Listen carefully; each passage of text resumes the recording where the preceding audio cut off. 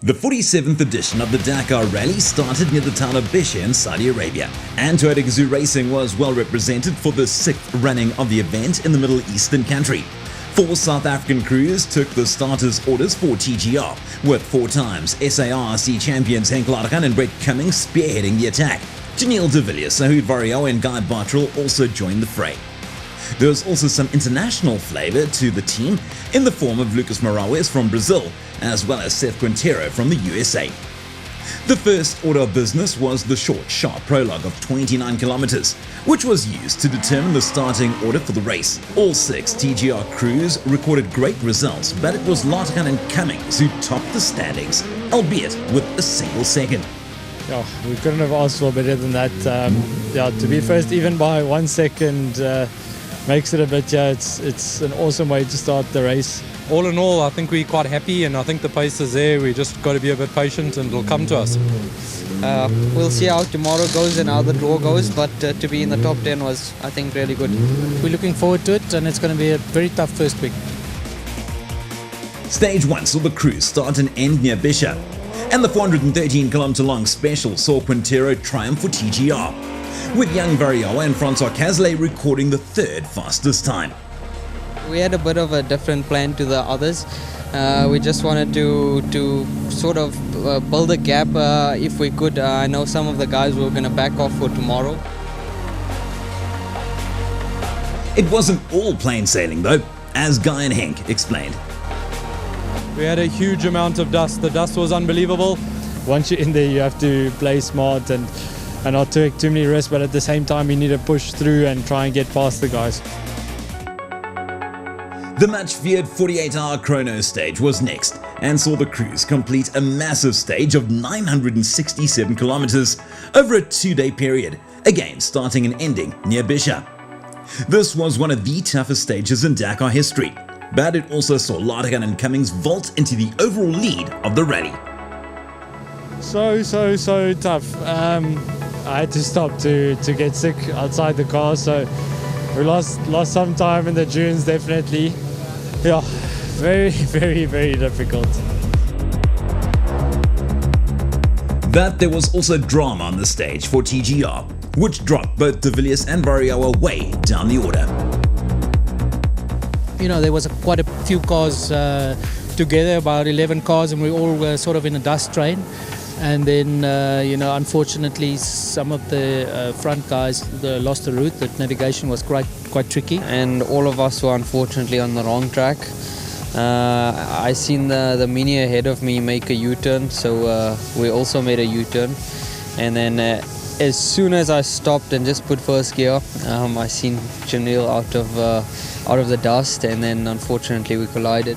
You know, they came back to find the right way, and we just had a head-on collision in the dust. So you know, that's really unfortunate. We gave him our upright to continue. But yeah, I mean, there's nothing more to say about it. It's just very unfortunate. A new dawn, a new day, and with it stage 3, from Bisha to Al Henyakia. The stage saw Ladegan and Cummings retain their position at the top of the standings. Okay, stage decent. We didn't get out the car. There was a lot of rocks, very easy to get punctures and make big mistakes. But so not a bad stage. We kept it clean and we kept a good pace, an easy pace. We're happy to be, at least close to the top 10. So we'll see. Tomorrow is the marathon stage, so that'll be tricky as well. The man of the moment, however, was young Sahud Variawa, who bounced back from his woes on stage 2 to take victory on stage 3. At only 19 years of age, this made Variawa the youngest Dakar stage winner in the ultimate category to date. We picked them off one by one, and towards the end we chased down the Ford and caught the Ford, put him under pressure. He got a puncher. We passed him, and then we got the last 5 kilometers. We had a puncher, so we had to take it easy. But still a stage win with I think it's like 30 seconds with the puncher. So I think I'm happy.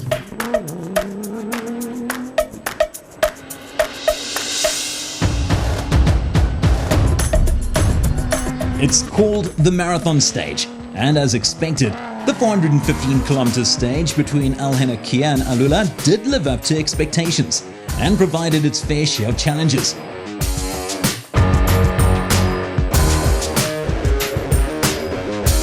Between the 6-car squad, they suffered no less than 13 punctures on the very rough and rocky terrain.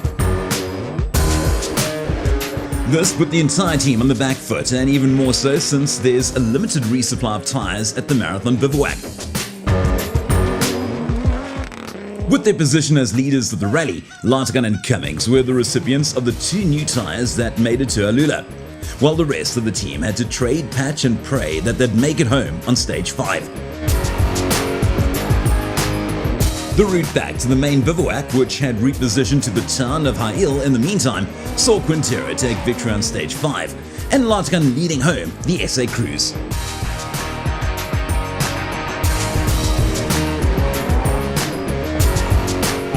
From before the halfway mark, we were opening the road all the way to the end. So, yeah, Brett was doing an amazing job finding the road and finding all the waypoints, and yeah, we could carry some decent speed. You could see when we were standing at the finish line, there's just Hiluxes coming through without any issues. This car's been unbelievable. It's gone 2 days of serious punishment. It's a seriously tough car. Vario and Kazley had a reasonable run, going 6th fastest, but the rest of the SA Cruise had a torrid time with their tyres. Today's stage we managed to plug 1 tyre from yesterday, so we saved 1. And then we gave our spare to Guy, so we basically finished the stage or the last 250 kilometers with no spare tyres.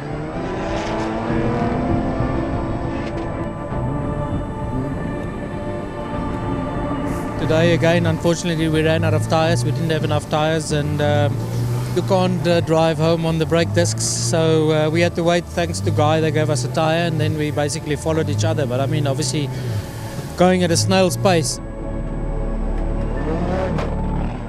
And then the moment we got into the rough stuff, we had to back off quite a lot. And I thought we were doing quite well until about 200 Ks, and then we saw Janil parked at a decontrol, and he had run out of tyres. So we had to give him our tyre. And then Sahud was not too far behind us, so we waited for Sahud to give us his tyre. And then luckily one of the overdrive guys gave me one of his tyres. So I'm nowhere in this race, so my job is to support the team. And I think Dennis and I did a really good job to keep everything going. It was not easy.